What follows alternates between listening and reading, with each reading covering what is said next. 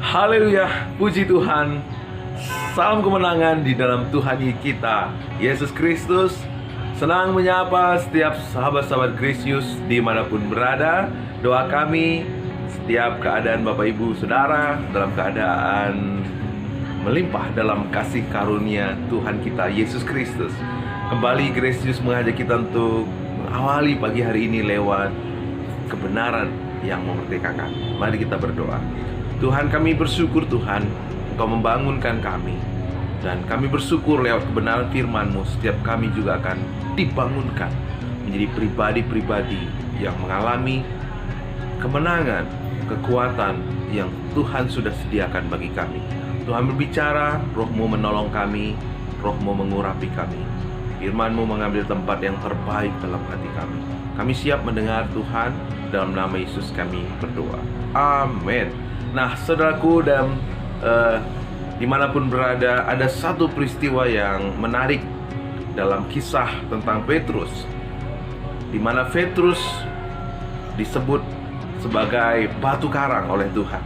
Sebab apa? Petrus punya pengakuan bahwa Yesus adalah Mesias, Anak Allah yang hidup. Maka Petrus dapat julukan dari Tuhan Yesus sendiri sebagai batu karang. Tetapi tepat setelah perikop setelah itu,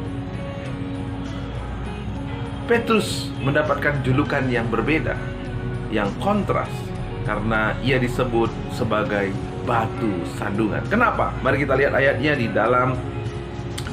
dalam Matius 16 ayat yang ke-23.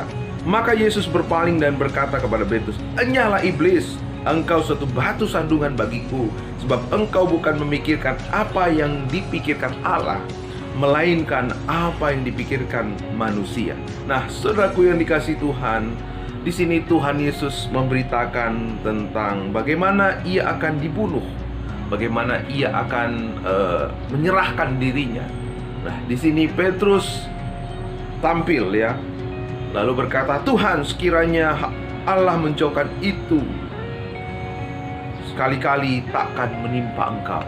Nah, di saat itulah Yesus berkata, "Enyahlah iblis, ya, engkau satu batu sandungan bagiku." Nah, kenapa Tuhan katakan enyahlah iblis? Apa arti kata enyahlah iblis? Dalam bahasa Inggris kata enyahlah iblis itu adalah nyahlah, artinya go behind me, pergi ke belakangku. Kenapa? Kenapa Petrus dikatakan menjadi batu sandungan? Karena Petrus mencoba memimpin jalannya Tuhan. Nah, bukankah ini yang sering terjadi di dalam kita, dalam kehidupan mengikut Yesus? Di saat kondisi kurang baik, di saat keadaan kurang nyaman, kita mencoba memimpin Yesus. Nah, dan pada waktu itu kita bukan menjadi pengikut Kristus yang sejati. Pada waktu itu sesungguhnya kita sedang menjadi batu sandungan. Tetapi pada waktu saudara mengikuti kehendak Tuhan, mengutamakan kehendak Tuhan, saudara adalah orang-orang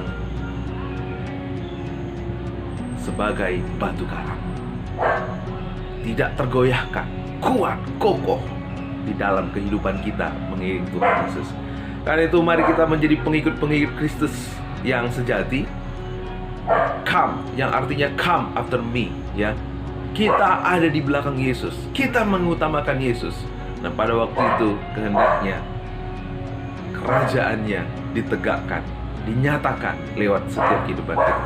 Amin. Selamat menjadi batu karang, selamat menjadi pengikut Kristus yang sejati.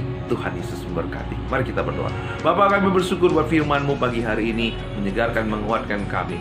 Ya, sepanjang ini, apa yang kami lakukan sepanjang hari ini Tuhan, sebagai bukti nyata kami mengikut Engkau.